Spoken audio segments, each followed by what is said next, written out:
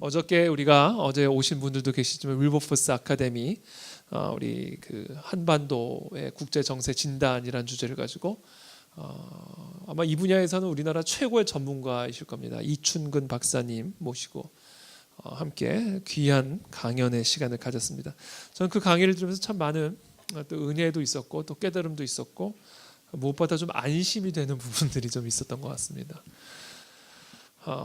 그분의 강의 중에 어제도 제가 잠깐 말미에 나누었지만 가장 제 마음에 깊이 각인된 사실 중에 하나는 이 미국이라는 나라가 얼마나 강한 나라인지, 이게 얼마나 강력한 나라인지 아마 이 지구 역사상 로마 제국하고도 비견이 안 될 만큼의 아무리 로마 제국이 강했어도 로마 제국에 전투기는 없었잖아요. 그러니까 그 어떤 나라도 지금까지 이 역사상 어떤 나라도 비견될 수 없을 만큼의 강력한 그런 나라다라는 사실 다시 한번 깨달았습니다. 지하 자원이면 지하 자원, 뭐 인재면 인재, 뭐 경제력이면 경제력, 기축통화 아니에요? 기축통화. 모든 게 US 달러를 기준으로 모든 것들이 그 화폐 가치가 결정이 되잖아요. 기축통화, 경제력이죠. 경제력. 그뿐인가요? 군사력. 어제 얘기 들어보니까 미국 해군만 따졌을 때 1위가 당연히 미국이고요. 2위부터 10위까지 해군력을 다 합친 나라보다 강하대요. 미국이. 미국 해군이. 근데 그 중에 몇 개 나라 빼고는 다 미국과 우방이라는 거죠. 그러니까 이 미국의 힘이 얼마나 강력한 거예요. 저는 이 미국의 정말 제가 저는 그 부분의 전문가는 아니니까 그냥 미국이 강하다 이 정도만 알고 있었지. 그렇게 구체적인 데이터나 이렇게 비교를 해보니까 이거는 뭐 정말 전 세계를 다스리고 있다 해도 전혀 틀린 말이 아니다라고 생각이 듭니다. 그 이야기를 들으면서 제 자신에게 스스로 던진 질문인 거예요. 그렇다면 이 힘은 도대체 어디서부터 주어진 것인가? 어떻게 미국이라는 이렇게 강력해질 수 있었는가? 땅이 좋아서? 아니 그 땅에 인디언들은 그렇게 못 살았잖아요. 백인이기 때문에? 아니 백인이라고 다 그렇게 되나요? 영국 망한 거 보세요. 망했다는 표현 좀 죄송합니다만 쇠락한 거 보세요. 이건 인종의 문제도 아니고 또는 어떤 땅의 문제도 아니다.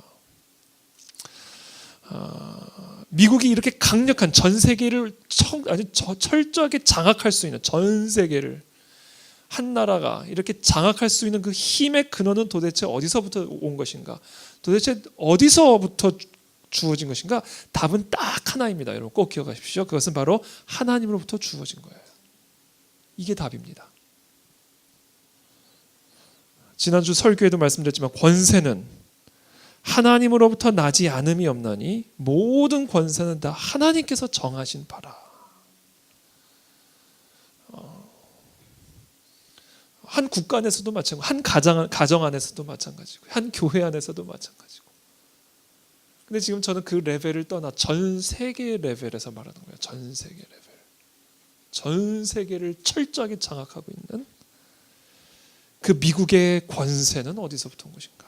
하나님으로부터 온 거예요. 이게 답입니다. 인정하고 싶지 않은 분들이 많이 있겠죠. 아니요. 이거는 부인할 수 없는 사실이에요. 하나님으로부터 주어진 거예요. 이게 하나님의 말씀입니다. 내가 줬다. 이게 하나님의 말씀이에요.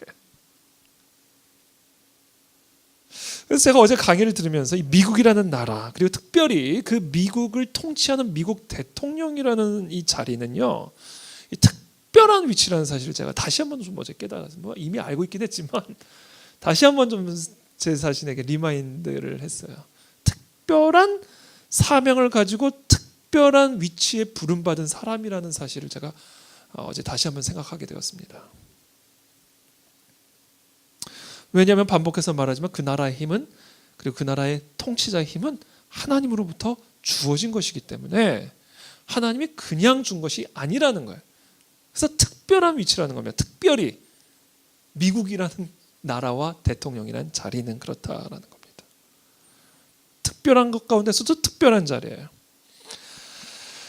그러면서 제가 어제 그냥 제 자신에게 계속 이렇게 질문했어요. 만약에 그 힘이 우발적으로 좀 하나님부터 주어진 게 아니라 우발적으로 중국의 시진핑에게 주어졌다면 어땠을까? 지금 이 상황에서.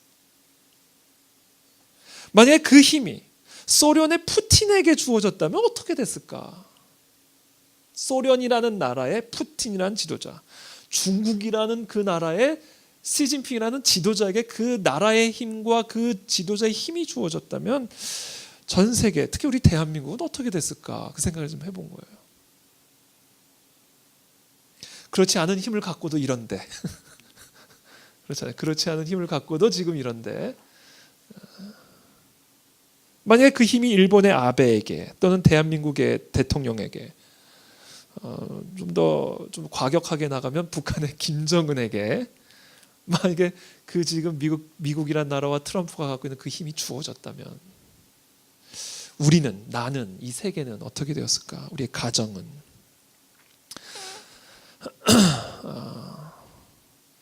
그 생각을 하니까 보다 명확해졌어요. 왜 미국이라는 나라에 그 대통령의 자리에 특별한 위치와 힘을 부여하셨는지, 지금 이 인류 역사상 주어지지 않았던 이 마지막 때에, 마지막 정말 예수님이 다시 오시는 그날을 앞두고 있는 이때에, 그래서 저는 이 우리나라 이 현재 국제 정세를 정말 이 우물한 개구리처럼 그렇게 바라보던 관점에서 막 끌어올려서 하나님의 관점, 그 권세를 주신 하나님의 그 관점에서 다시 한번 생각하고 묵상하는 그런 귀한 계기가 저에게 되었습니다.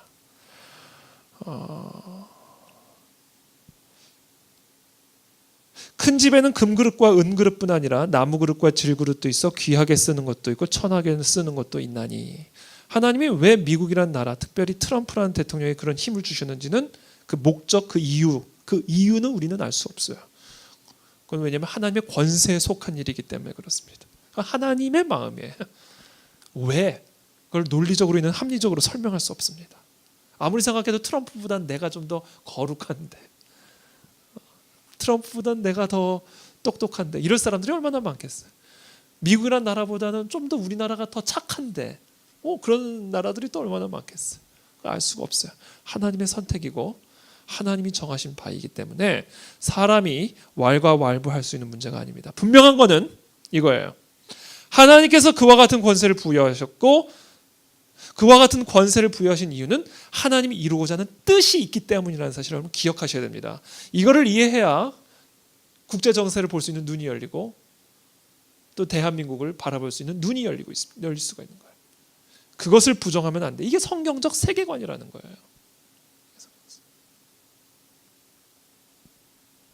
우리 그리스도인들에게 이 성경적 세계관이 임해야 제대로 기도를 할 수가 있어요. 엉뚱한 기도를 안 할 수 있습니다. 릴레이 하면서 금식하면 뭐야? 엉뚱한 기도하는데, 하나님하고는 아무런 상관없는 기도를 하는데 그게 무슨 의미가 있습니까? 30일 릴레이 금식 기도하면 뭐예요? 이 눈이 없이 기도를 하는데. 여러분, 국가 중보가 다 똑같은 국가 중보가 아니에요. 그래서 제대로 알고 기도를 해야죠. 제대로 보고.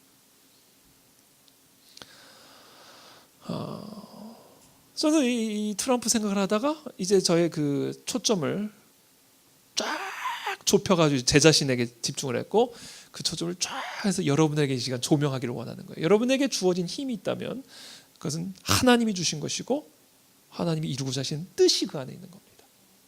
그냥 준 게 아니에요. 이게 아무리 조그만 힘이라 할지라도 모든 권세는 하나님으로부터 받은 것이기 때문에, 그리고 하나님이 그 조그만 권세라도 우리에게 주신 이유는 그것을 통해 이루고자 하시는 분명한 뜻이 있기 때문에, 그것을 놓치면 우리의 인생은 실패합니다. 그걸 놓치면. 지금 저와 여러분들에게 주어진 모든 것, 그것이 생명이든 건강이든 사회적 지위든 아니면 아름다운 외모든, 왜 비웃으세요? 똑똑한 지식이든 지혜든 은사든, 하여튼 우리에게 주어진 그 어떤 힘이라고 하는 것은요, 하나님이 주신 거예요. 그리고 그것을 주신 이유는 하나님의 뜻을 이루기 위한 것이다. 목적이 있다라는 거. 목적. 저는 오늘 이 밤에 그와 같은 목적을 여러분들이 깨닫게 되기를 바랍니다. 그리고 여러분들에게 주어진 그 어떤 모양의 힘이든 그 목적을 위해서 온전히 사용하는 성공적인 삶을 살아가게 되기를 바랍니다. 여기 계신 모든 분들에게 다 주어졌어요. 한 번도 빠짐없이. 나 같은 사람에게 무슨 힘이 있냐? 아니요, 있어요. 있습니다. 그것을 또한 발견하게 되기를 바랍니다. 그러면 우리의 인생이요, 살아나요. 살아납니다. 목적이 살아나고, 그러면서 그 힘이 조금씩 성장하기 시작해요. 그거를 모르잖아요. 있던 힘도 죽어가요. 그래서 인생이 계속 죽어갑니다. 그것을 발견해야 됩니다. 이 뜻과 목적을 언제 발견하게 되는지 아세요? 내게 주어진 힘을 하나님의 뜻을 위해서 내게 주셨고, 그 뜻을 위해서 내가 이것을 사용하기로 결단하는 이 놀라운 일들이 언제 일어나는지 아세요? 하나님께서 내 마음을 감동시킬 때 일어납니다. 마음의 감동이 일어나야 돼요. 하나님의 감동이 내 안에 임해야 됩니다. 성령의 감동이 임해야 내게 주어진 힘이 이것을 위해서 주신 것이구나라는 것을 깨닫게 되고, 그 감동이 있어야 그와 같은 결단으로 나아가는 삶으로 나아갈 수 있어요. 감동이 없이는 이루어지지 않아요. 아무리 천하 만국을 다스리고 호령할 수 있는 힘이 있어도요, 그 마음에 성령의 감동이 임하지 않으면 그 힘은요, 엉뚱하게 사용되죠. 근데 조그만 힘을 가지고 있다 하더라도 그 마음에 성령의 감동이 임하잖아요. 그럼 그 힘이 어마어마한 힘으로 쓰임을 받습니다. 키는 뭐냐? 내가 어떤 힘을 가졌냐가 아니야. 얼마나 많은 힘을 가졌느냐가 아니야. 성령의 감동이 지금 내게 임했냐. 이게 임하면 돼요. 저는 이 밤에 그와 같은 감동이 우리 여기 계신 모든 분들에게 임하게 되기를 축복합니다. 우리의 삶은 아직 끝나지 않았어요. 절대로 포기하면 안 됩니다.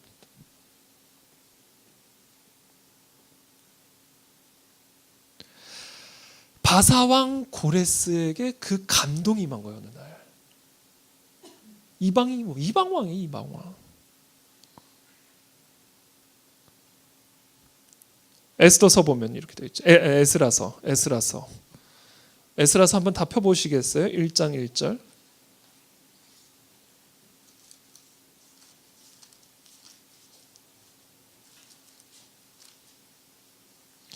에스라서 1장 1절 말씀입니다. 제가 읽어드릴게요. 바사왕 고레스 원년에 여호와께서 예레미야의 입을 통하여 하신 말씀을 이루게 하시려고 바사왕 고레스의 마음을 어떻게 하셨다고요? 감동시키심에. 성령의 감동이 임한 거예요. 페르시아 왕 고레스, 그 이방 땅, 그 이방 왕에게 성령의 감동이 임했어요. 어떤 목적을 위하여? 예레미야의 입을 통하여 하신 말씀을 성취하게 하기 위하여. 여러분, 이게 기가 막힌 비밀입니다. 하나님께서 예레미야의 입을 통해서 하신 말씀이 예레미야서 29장 10절에 기록이 되어 있습니다. 제가 읽어드릴게요. 여호와께서 이와 같이 말씀하시니라. 바벨론에서 70년이 차면 내가 너희를 돌보고 나의 선한 말을 너희에게 성취하여 너희를 이곳으로 돌아오게 하리라. 그러니까 바벨론에 의해서 패망당하고 바벨론 포로로 끌려가는 그 가운데 하나님이 예레미야의 입을 통해 이스라엘 백성들에게 예언하셨어요. 70년이 차면 다시 돌아오게 될 것이다. 그것을 이루려고 이스라엘 백성하고는 아무 연관성이 없는 이방 왕 고레스의 마음을 감동시키셨다. 이분이 누구예요? 하나님이에요. 그러면서 2절에 이렇게 말합니다. 성령의 감동을 받은 바사왕 고레스의 말이에요. 2절에. 참 저는 이 말을 읽으면서 제 마음에 막 감동이 돼요. 바사왕 고레스는 말하노니 하늘의 하나님 여호와께서 세상 모든 나라를 내게 주셨고 나에게 명령하사 유다 예루살렘의 성전을 건축하라 하셨나니. 아니 바사왕과 예루살렘 성전이 무슨 상관이 있어요? 근데 어느 날 뜬금없이 모든 나라를 가지고 있는, 전 세계를 점령하고 다스리고 통치하고 있는 강력한 대왕 페르시아의 이 고레스에게 성령의 감동이 임하니까 내게 이와 같은 권세가 주어진 이유와 목적을 깨닫게 되는 거예요. 그건 뭐예요? 예루살렘의 성전을 재건하는 일이다라는 거예요. 이게 어찌된 일이에요, 이게. 이게 겉으로 보면 참 바사왕, 참 이게 사실은 바사왕 이 고레스가 행한 외교 정책이 이겁니다. 자신이 다스리고 있는 나라의 모든 문화와 종교를 철저하게 존중해줌으로 통치를 안정적으로 해나가는 거예요. 이게 고레스의 정책이었어요. 그러니까 역사학자들이나 정치학자들은 고레스가 이와 같은 외교 정책, 식민지 정책을 가지고 있었기 때문에 이렇게 대왕이 될 수 있었다, 전 세계를 다스릴 수 있었다, 이렇게 단순하게 해석을 하고 있지만 그 수준은 그냥 일반 사람 수준이고, 살아계신 여호와 하나님의 관점을 가지고 있는 우리들은 뭘 봐요? 그 배후에 하나님이 계시고 그 하나님이 예레미야를 통해서 약속하신 그 말씀을 성취하기 위한 목적을 갖고 성령의 감동을 주셔서 그런 국제 정치학적 역사가 일어나게 하신 거예요. 우리는 그 차원을 볼 수 있는 눈을 가지고 있어야 된다는 거죠.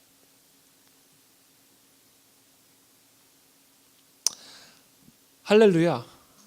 얼마나 기가 막힌 일입니까? 그러니까 여러분, 우리나라 지금 현재 우리 대한민국 처한 국제 정세가 여러 가지로 위험하고, 또 지금 우리 국내적인 여러 정치적인 환경들이 상당히 지금 불안하지만 안심하게 되기를 축복합니다. 안심하십시오. 저 북한 동포도 속히 곧 돌아올 날이 얼마 남지 않았어요. 하나님 그 뜻을 이루기 위해서 이 시대의 고레스의 마음을 감동시키시고 그 뜻을 이루어 가실 것을 저는 믿습니다. 저는 확신해요. 누가 그걸 방해하려 해도 방해받지 않을 겁니다.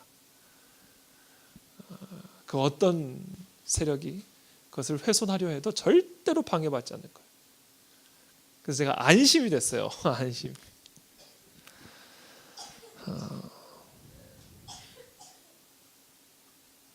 근데 이게 단순히 고레스 한 사람의 감동으로만 예루살렘의 성전이 재건된 게 아니에요. 이 고레스가 조서를 보내어 예루살렘 성전을 재건하라는 명령과 함께 스룹바벨이 1차 포로 귀환을 시작하죠. 그게 538년입니다. 기원전 538년에 스룹바벨이 이끄는 1차 포로들이 귀환하기 시작해요. 고레스의 칙령으로 함께. 자, 그 기간 동안에 한 여인이 페르시아에서 살고 있었는데 그 여인의 이름이 에스더다. 이게 단순히 고레스 한 사람으로 다 이루어진 게 아니에요. 에스더의 스토리를 한번 보세요. 그 나쁜 대적들이 이름이 뭐죠? 하만. 그 하만이 이 유대인들을 다 멸절시키려고 그러잖아요. 그러니까 모르드게가 당시 그 페르시아의 왕비로 있었던 에스더에게 이렇게 이야기하는 거예요. 너는 왕궁에 있으니 모든 유다인 중에 홀로 목숨을 건지리라 생각하지 말라. 이때 네가 만일 잠잠하여 말이 없으면 유대인은 다른 데로 말미암아 노임과 구원을 얻으려니와 너와 네 아버지 집은 멸망하리라. 그러면서 이런 중요한 말씀을 하죠. 네가 왕후의 자리를 얻은 것이 이때를 위함이 아닌지 누가 알겠느냐. 네가 이 왕후의 권세, 뜬금없이 너에게 주어진 이 왕후의 파워가 바로 지금 이때 하나님의 뜻을 이루기 위해서 주어진 권세가 아닌 줄 어떻게 알겠느냐. 그 이야기를 들은 에스더가 모르드게에게 회답하여 이르되 당신은 가서 수산에 있는 유대인들을 다 모으고 나를 위하여 금식하되 밤낮 3일을 먹지도 말고 마시지도 마소서. 나도 나의 시녀와 더불어 이렇게 금식한 후에 규례를 어기고 왕에게 나아가리니 죽으면 죽으리라. 죽는 일이거든요. 그 결단을 할 수 있는 뭐가 왔어요? 마음에 감동이 온 거예요. 그리고 깨달은 거, 아, 내게 이 왕후의 권세가 주어진 것은 이때를 위함인 거구나. 죽으면 죽으리라고 나가는 이 에스더와 같은 결단. 이게 어떻게 말미암은 거예요? 감동이 임한 거예요. 왕의 자리가 주어졌다고 다 되는 게 아니에요. 감동이 임해야 이런 일들이 일어나는 거예요.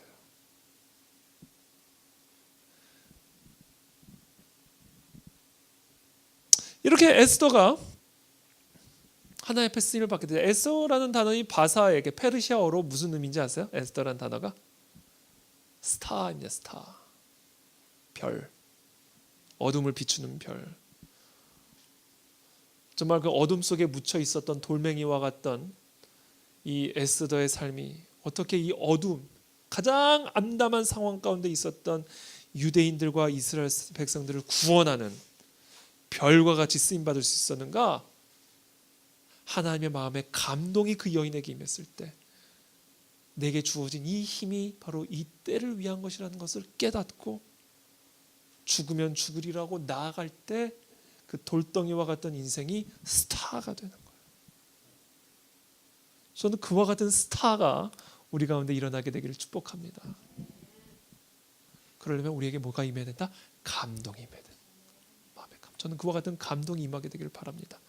하나님의 말씀을 들을 때, 하나님 앞에 무릎을 꿇고 기도할 때 그와 같은 감동이 우리 가운데 임하게 하여 주시옵소서. 그 감동이 느헤미야에게도 임했어요. 3차 포로 귀환이죠. 오늘 느헤미야 본문인데요. 함께 읽은 본문인데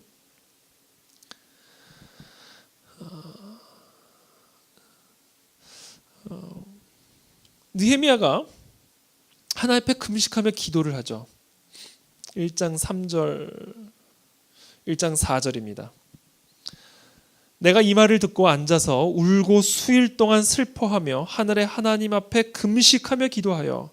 지금 느헤미야는요, 지금 조금 1장 11절에도 나오지만 이 왕 아닥사스다 왕의 수산궁에 술관원으로 있어요. 그러니까 술관원은요 최고이직이죠. 술관원이라는 것이 술자리를 같이 하는 거죠. 어떻게 보면 술동무예요. 그리고 이 술에 독이 있는지 없는지 확인하기 위해서 술자리는 위험하잖아요. 모든 혁명은 술자리에서 일어나죠. 우리나라도 마찬가지지만. 그래서 술자리는 가장 안전한 사람하고 합니다. 그러니까 최측근이에요. 최측근. 그와 같은 힘이죠. 페르시아 왕의 귀가 되고 입이 되는 거예요. 이 사람은요. 그 사람이 금식하고 울며 수일 동안 슬퍼하며 하나님 앞에 기도하고 있었다. 도대체 무엇이 이 최고이직에 있는 이 느헤미야로 하여금 수일 동안 슬피 울며 금식하며 기도하게 만들었을까? 무엇이? 그 이유가 나옵니다. 2절에 나와 2절 말씀. 내 형제들 가운데 하나인 하나니가 두어 사람과 함께 유다에서 내게 이르렀기로 내가 그 사로잡힘을 면하고 남아있는 유다와 예루살렘 사람들의 뭐를 물은즉? 형편을 물은즉. 형편을 묻고 그 형편에서 들음으로 말미암아 지금 느헤미야는 슬피 울며 기도하고 있는 거예요. 저는 이 형편을 물었다. 이것이 매우 중요한 구절입니다. 오늘 우리가 함께 읽은 이 1장 본문의 핵심이고요. 오늘날의 느헤미야와 느헤미야서가 있게 맞는 시발점이 형편을 물은 데서부터 시작이 됐어요. 형편을 물었기 때문에 형편에 대해서 들었고 그것에 대해 들었기 때문에 울고 기도한 거예요. 그것에 대해서 관심이 없었으면 느헤미야는 그냥 행복하게 아닥사스다 왕 옆에서 같이 술 먹고 얘기하면서 평생을 살았을 사람입니다. 근데 그 형편을 묻고 들으면서 이 인생이 변화된 거예요. 여기서 우리는 한 가지 중요한 사실을 깨닫게 되면 저와 여러분들이 이 시대의 느헤미야가 되려면 진정한 기도자가 되고 이 시대를 변화시키는 진정한 성도로 살아가고 싶다면 우리는 뭘 해야 되는지 아세요? 우리의 주변 상황을 잘 파악을 해야 돼요. 형편을 물어야 됩니다. 가장 먼저 나의 개인의 형편이 어떤 형편인지를 먼저 파악하셔야 돼요. 컨텍스트죠. 내가 지금 처해 있는 상황은 지금 어떤 상황인가? 지금 나의 가정, 나의 자녀, 나의 배우자가 처한 형편을 물어봐야 돼요. 어떤 상황인지를 아셔야 돼요. 여기서부터 일이 시작이 됩니다. 지금 우리의 교회는 어떤 형편에 놓여져 있는가? 우리의 사회는 어떤 형편 가운데 놓여 있는가? 우리의 국가, 우리의 세계, 이 세상의 형편을 우리 그리스도인들은 끊임없이 물어야 돼요. 그리고 탐구하고 알아야 됩니다. 이 세상의 형편과 아무런 상관없이 살아가는 그리스도인들은 죽은 그리스도인이에요. 그런 그리스도인들은 슬피 울며 기도할 일도 없어요. 정말 이 시대에 살아있는 스타와 같은 그리스도인, 정말 하나님 앞에 쓰임받는 열매 맺는 그리스도인들은 어떤 그리스도인인지 아세요? 형편을 묻고 듣는 그리스도인입니다. 저희 시간 축복합니다. 저와 여러분이 처한 이 상황의 형편에 대해서 온전한 이해를 갖게 되기를 축복합니다. 나랑 아무 상관없는 것처럼. 그런 그리스도인들은 죽어있는 그리스도인이에요. 자, 그 컨텍스트를 물었어요. 컨텍스트. 지금 이 이스라엘 백성들이, 내가 속한 이 유대인이 처한 컨텍스트, 형편을 물었죠. 이 형편을 들었어요. 이 형편을 듣고 수일 동안 울며 금식하며 기도했어요. 근데 기도한 것에서 그치지 않아요. 한 가지 더 일을 합니다. 뭔지 아세요? 느헤미야는 지금 자신이 처한 이 컨텍스트와 뭐를 연결했는지 아세요? 텍스트를 연결합니다. 하나님의 말씀이죠.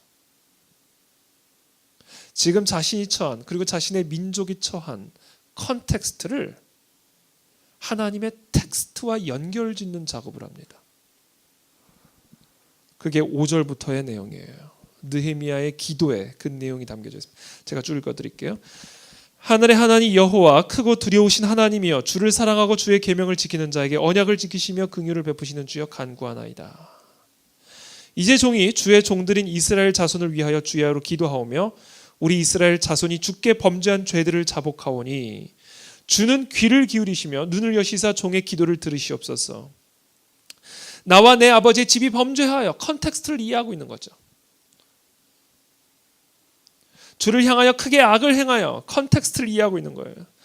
주께서 주의 종 모세에게 명령하신 계명과 율례와 규례를 지키지 아니하였나이다. 컨텍스트를 이해하고 있는 거예요. 옛적에 주께서 주의 종 모세에게 명령하여 이르시되, 이제부터는 텍스트랑 연결짓고 있죠. 모세를 통해서 이스라엘 백성들에게 주신 텍스트를 컨텍스트와 연결시키고 있어요. 만일 너희가 범죄하면 내가 너희를 여러 나라 가운데 흩을 것이요. 이게 다 신명기의 말씀이죠. 만일 내게로 돌아와 내 계명을 지켜 행하면 너희 쫓긴 자가 하늘 끝에 있을지라도 내가 거기서부터 그들을 모아 내 이름을 두려고 택한 곳에 돌아오게 하리라 하신 뭐를? 말씀을, 텍스트를 이제 청하건대 기억하옵소서. 지금 느헤미야는요, 자신이 속한 컨텍스트와 하나님의 말씀인 텍스트를 연결지어서 하나님께 기도하며 구하는 거예요. 하나님, 이 컨텍스트는 바로 이와 같은 죄악 때문에 하였으니 하나님의 이 말씀을 기억하시고 우리에게 이제는 구원의 손길을 베풀어 주시옵소서. 이게 우리의 기도가 되어야 된다라는 거죠.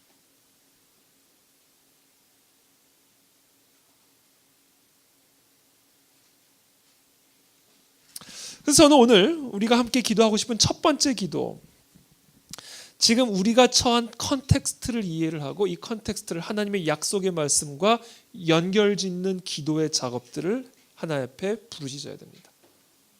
그게 기도예요. 그게. 안 그러면 다 뜬구름 잡는 기도, 내 생각대로 내 마음대로 하는 기도, 다 공중에서 날아가 버리는 기도가 돼버려요. 그건 금식이 아니라 금식이 아니라 무슨 식이 해야 되나? 금식을, 그렇지. 금식이 아니라 그건 굶식이. 그냥 굶는 거예요. 불쌍한 거예요. 그냥 굶는 거니까. 그냥 그런 분은 그냥 먹어도 돼. 아무 능력이 없어. 뭔지 아세요? 형편을 묻고 그 형편에 대한 하나님의 약속의 말씀을 연결시킴으로 부르짖어야 됩니다. 그래야 기도가 송곳같이 하나님의 마음에 꽂히는 기도가 되는 거예요. 근데 그때 마침 느헤미야는 뭐가요? 술관원이었다. 그래서 하나님은 이제는 느헤미야가 이제는 그 다음 단계로 넘어갑니다. 하나님께 이렇게 기도하고 하나님의 거룩한 성령의 감동이 이 아들에게 임한 거예요. 근데 마침 그때 이 사람은 술관원이었어요. 어느 날 아닥사스다 왕과 함께 술자리를 하고 있는데 포도주를 마시고 있어요. 왕하고 같이. 근데 이날따라 이 느헤미야의 얼굴에 수심이 가득한 거예요. 그날따라. 그러니까 여러분 사실은 가장 행복하게 해드려야 되는데 술관원의 이 역할이 또 그거 아니겠어요? 스트레스 받고 있는 왕에게 기쁨을 줘야 되는데 자기가 먼저 거기서 수심이 가득해가지고 술자리를 따르면 그게 술 맛이 나오겠습니까? 이거 있을 수 없는 직무유기죠. 화를 낼 법도 한데 아닥사스다 왕이 물어본 거예요. 왜 그러냐? 무슨 일이 있느냐? 너 얼굴에 이런 적이 없었는데 도대체 왜 이러니? 하나님은요 수심도 사용하셔요. 수심. 그때 느헤미야가 뭐를 하냐면 4절에 이렇게 되어 있습니다. 2장 4절에 왕이 내게 이르시되 그러면 네가 무엇을 원하느냐? 죄송합니다. 3절부터 읽을게요. 왕께 대답하되 왕은 만세수를 하옵소서. 내 조상들의 묘실이 있는 성읍이 이제까지 황폐하고 성문이 불탔사오니 내가 어찌 얼굴에 수심이 없사오리까 하니 왕이 내게 이르시되 그러면 네가 무엇을 원하느냐 하시기로 내가 곧 하늘의 하나님께 묵도하고 이게 중요한 거예요. 하나님의 감동을 구한 거예요. 하나님 이 아닥사스다 이 왕의 마음에 하나님 감동을 주십시오. 나의 지금 이 민족적 형편에 대해서 하나님이 내게 주신 이 감동에 대해서 내가 이 아닥사스다 왕에게 말을 전할 때 그 감동이 유대민족과는 아무런 연관없는 이 아닥사스다 왕의 마음에 감동으로 임하게 해주십시오라고 짧게 기도하고 이 얘기를 하는 겁니다. 5절에 왕에게 아뢰되 왕이 만일 좋게 여기시고 종이 왕의 목전에서 은혜를 얻었사오면 나를 유다 땅 나의 조상들의 묘실이 있는 성읍에 보내어 그 성을 건축하게 하옵소서. 근데 그때 감동이 임한 거예요. 여러분 이게 사람 힘으로 되는 겁니까? 정신 차려 너는 나랑 술이나 열심히 마셔라 이놈아가 아니라 그래? 조서를 써주죠. 성벽을 재건하는데 8절에 왕의 삼림 감독 아삽에게 삼림을 책임지는 감독에게 조서를 내리사 그가 성전에 속한 영문의 문과 성곽과 내가 들어갈 집을 위하여 들보로 쓸 제목을 내게 주게 하옵소서 하며 내 하나님의 선한 손이 나를 도우심으로 왕이 허락하고 군대 장관과 마병을 보내어 9절에 나와 함께 하게 하시기로 내가 강 서쪽에 있는 총독들에게 이르러 왕의 조서를 전하였더니 군대 장관이 붙어줘요. 삼림 장관이 붙어줘요.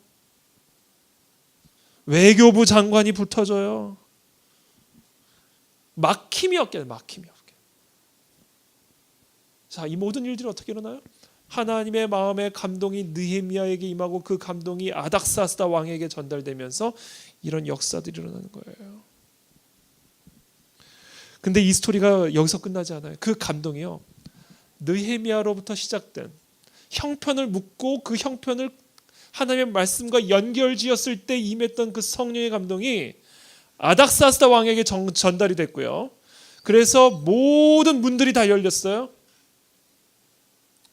근데 여기서 끝나지 않아요. 이제 그 감동이 누구에게로 전달되는지 아세요?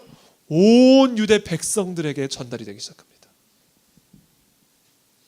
16절의 말씀이죠. 방백들은 유다 방백들이에요. 2장 16절. 유다 방백들은 내가 어디 갔었으며 무엇을 하였는지 알지 못하였고 나도 그 일을 유다 사람들에게나 제사장들에게나 귀족들에게나 방백들에게나 그 외에 일하는 자들에게 알리지 아니하다가 후에 그들에게 이르기를. 그러니까 지금 느헤미야가 이 예루살렘에 돌아와서 들어가서 하나님이 그 사람의 마음에 주신 것을 아무에게도 말하지 않고 12절에 말한 것처럼 하나님이 그 아들에게 주신 감동을 하나도 누구에게도 발설하지 않고 그냥 가만히 있다가 17절에 후에 그들에게 이르기를 우리가 당한 곤경은 너희도 보고 있는 바라. 예루살렘이 황폐하고 성문이 불탔으니 자 예루살렘 성을 건축하여 다시 수치를 당하지 말자. 이렇게 이스라엘 백성들에게 느헤미야에게 주신 감동을 딱 전달하는 그 순간 18절에 또 괄호 열고 나에게 임했던 그 감동이 아닥사스다 왕에게 임했던 그 감동이 그들에게 하나님의 선한 손이 나를 도우신 일과 왕이 내게 이런 말씀을 전하였더니 그들의 말이 일어나 건축하자 하고 모두 힘을 내어 이 선한 일을 하려 하며 온 유다 백성들에게 이 감동이 전달이 되는 거예요. 여러분 성령 하나님이 우리에게 주신 감동은요 일단 잘 보관이 됩니다. 함부로 발설하지 않아요. 쉽게 술자리 뭐 수다하는 데서 이런 데서 발설하지 않아요. 잘 간직을 합니다. 이 감동은요. 편하게 나누지 않아요. 절대로. 왜? 하나님이 주신 감동은 그래요. 원래 귀하게 대합니다. 그리고 이 감동을 정확한 하나님의 때에 발설하는 순간 그 감동이요. 그 말을 듣는 모든 자들에게 같이 임하게 되는 역사가 일어나는 거예요. 이게 하나님의 감동입니다. 그래서 3장부터 쭉 나오는 거예요. 예루살렘 성벽을 중수하는 이 이스라엘 백성들이 쫙 이름들이 기록이 되어 있는 거예요. 나중에 천국 가면 여러분 꼭 천국에 문에 붙어있는 여러분 한기 릴레이 금식기도 명단을 꼭 살펴보게 되길 축복합니다. 쫙 기록이 되어 있어요. 여러분 이 사람들이 이거 중수할 때 자기 이름이 여기 기록될 걸 상상이나 했겠어요? 영원히 기록돼요. 자신의 이름이. 바로 이런 상태가 될 거예요. 하나님의 마음에 감동을 가지고 결단하는 자들의 이름은요 영원히 기록이 됩니다. 보세요. 그때 대제사장 엘리야십이 그의 형제 제사장들과 함께 일어나 양문을 건축하여 성벽하고 문짝을 달고 성벽을 건축하여 함메아 망대에서부터 하나넬 망대까지 다 하는 것도 아니 이 사람이. 문짝 다는 일 하나야. 문짝도 그냥 다 다는 게 아니에요. 성벽을 건축하는 일도 다 하는 게 함메아 망대부터 하나넬 망대까지 딱 주신 감동대로 하는 거예요. 여리고 사람들이 건축하였고 또 그 다음은 이므리의 아들 삭굴이 건축하였으며 어무는 하스나의 자손들이 건축하여 그 들보를 얹고 이 사람은 또 들보를 얹어요. 그리고 문짝을 달고 자물쇠와 빗장을 갖추었어요. 4절에 그 다음은 계속 나오죠. 학고스의 손자 우리아의 아들 무레못이 중수했고 그 다음은 무세사벨의 손자 베랴게의 아들 무술람이 중수하였고 그 다음은 바하나의 아들 사독이 중수하였고 그 다음은 드고와 사람들이 중수하였으나 그 귀족들은 그들의 주인들의 공사를 분담하지 아니하였으며 자 분담하지 않은 것까지 나오네. 옛문은 바세의 아들 요야다와 부소드야의 아들 무술람이 중수했고 그 들보를 얹고 문짝을 달고 자물쇠 빗장 그 다음은 계속 나오는 거죠. 이 그 다음은이 계속해서 연결이 돼요. 이게 3장의 핵심이에요. 그 다음은 성령의 감동이 임하면 이렇게 돼요. 이렇게 감동이 계속 릴레이예요. 그 감동이 이 사람에게 임하고 이 사람이 그 다음으로 넘어가고 그 다음으로 넘어가고 그 다음으로 넘어가고 그 다음으로 넘어가고 릴레이를 통해서 예루살렘에서 무너진 성벽이 재건이 되는 겁니다. 이게 성령의 감동의 능력이에요. 너무 기가 막힌 영광, 정말 할렐루야. 하나님 하시는 일이 이래요. 근데요, 여기서 한 가지, 이와 같은 성령의 감동이 온 유다 백성을 휩쓸고 있는데 동시에 그 많은 무리 가운데, 똑같은 유대인들 가운데, 또는 그 똑같은 땅 안에 있는 가운데 성령의 감동을 다 받아서 나아가는 그 다음은 릴레이를 향해 나가는데 그 가운데 사단의 감동을 받는 사람이 있어. 사단의 감동을 다 성령의 감동을 받아서 그 다음은 나가는데 그거를 보고 배가 아파. 그거를 보면서 질투가 나. 사단의 감동을 받는 사람들이 있습니다.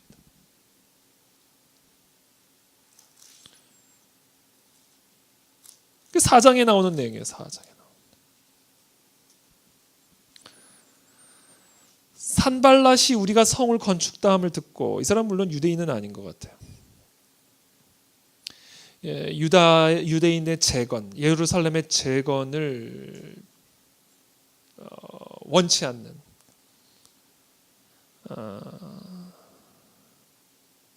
이 세력이 우리가 성을 건축다함을 듣고 크게 분노하여 유다 사람들을 비웃으며, 자, 첫 번째 사단의 감동을 받으면요, 이런 성령의 감동의 쓰나미가 일어나는, 이 릴레이가 일어나는 이 상황 속에 사단의 감동을 받는 사람의 가장 중요한 특징이 있어요. 뭔지 아세요? 업신여기는 마음이 들어옵니다.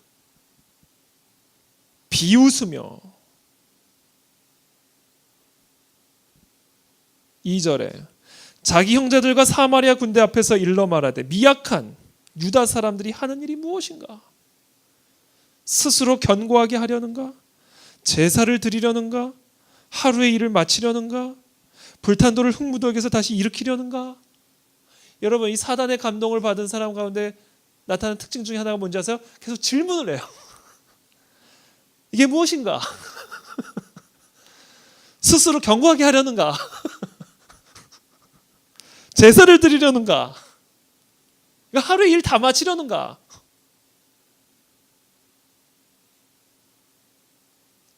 왜 자꾸 질문하는지 아세요? 할 수 있겠냐는 거예요. 그게 뭐냐는 거예요. 그게 뭐. 업신여기는 마음이 들어가죠.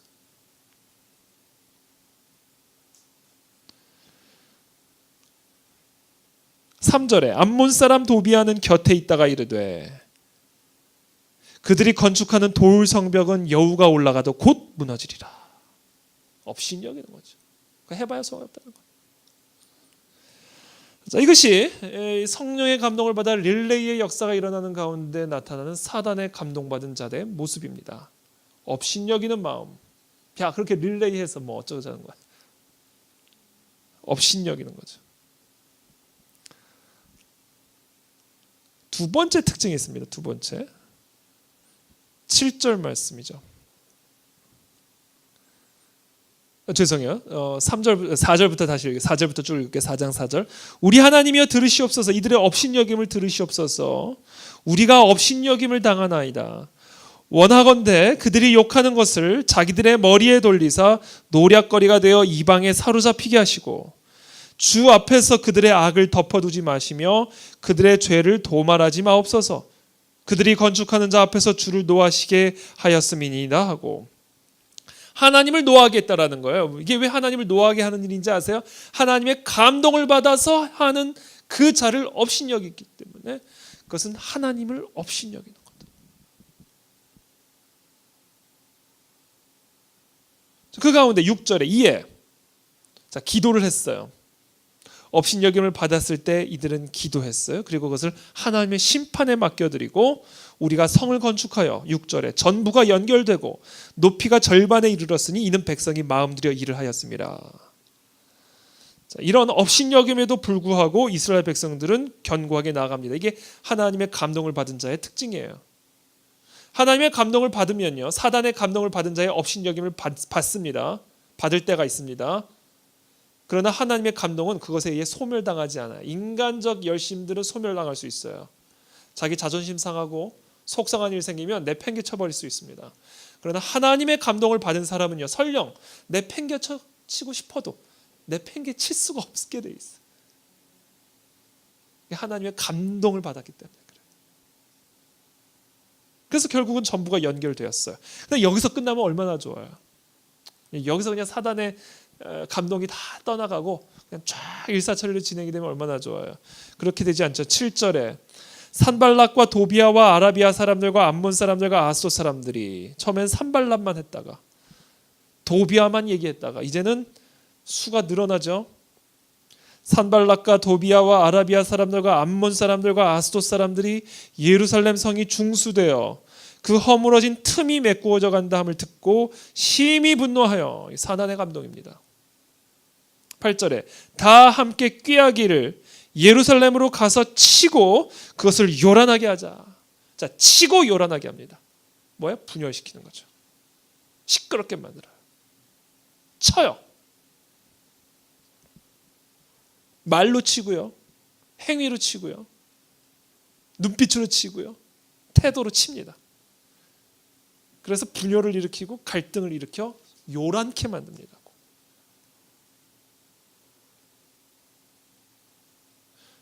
그래서 교회가요, 하나님이 주신 감동으로 일을 하려다 보면요, 그것이 뭐 여기서 뭐 성벽을 재건하는 일이든 아니면 어떤 사역을 하는 일이든, 그럴 땐 항상 이런 일들이 일어날 수 있습니다.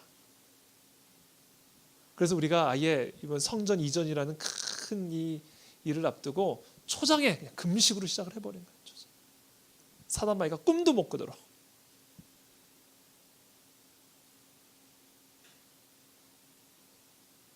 왜냐하면 이게 사람의 일이 아니라 하나님의 일이기 때문에 이런 영적인 일들을 이해해야 합니다. 요란케 하는 일이죠.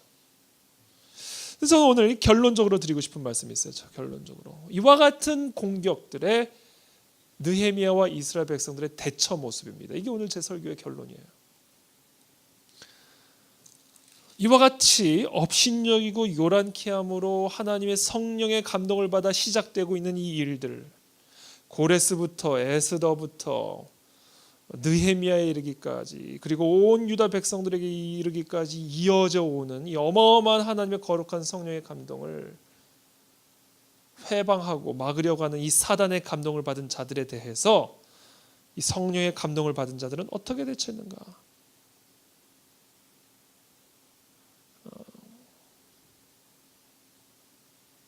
14절부터 9절부터 4장 9절부터 제가 쭉 읽어드릴게요. 한번 저를 따라와 보세요.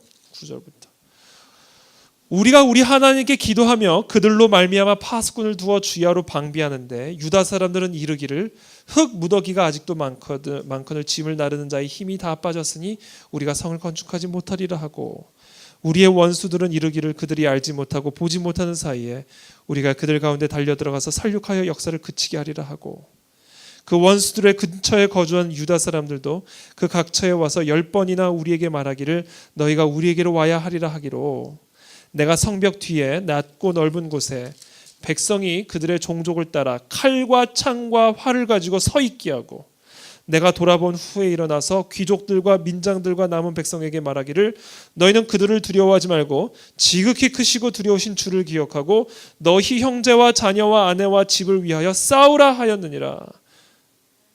16절에 그때로부터 내 수하 사람들의 절반은 일하고 절반은 갑옷을 입고 창과 방패와 활을 가졌고 민장은 유다 온 족속의 뒤에 있었으며 성을 건축하는 자와 짐을 나르는 자는 다 각각 한 손으로 일을 하며 한 손에는 병기를 잡았는데 건축하는 자는 각각 허리에 칼을 차고 건축하며 나팔 부는 자는 내 곁에 섰었느니라.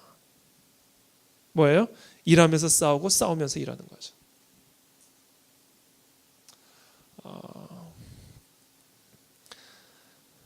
싸움을 회피해서는 안 된다라는 거죠. 저는 특별히 오늘 결론적으로 특별히 우리가 지금 현재 우리 금식 기도 한 끼 릴레이를 진행을 하고 있는데, 정말 이 기간 동안에 우리가 한 끼를 금식을 하든 못하든 정말 이 태도, 한 손으로는 일을 하고 한 손에는 병기를 들고 있는 이 태도로 이 기간들을 우리가 잘 준비해 가야 됩니다. 여기서 물론 말하는 병기는 이 일은 여러분들의 생업이고요, 하루하루의 삶이고요. 근데 그런 삶 속에서 한 손에는 반드시 병기를 들고 있어요. 이 병기는 뭘까요? 말씀과 기도, 올해의 표어죠. 말씀과 기도라는 병기를 가지고 우리의 형편을 물어보며 형편을 살펴보며 하나님 앞에 나아가는 이 전쟁을 우리가 함께 감당해야 된다.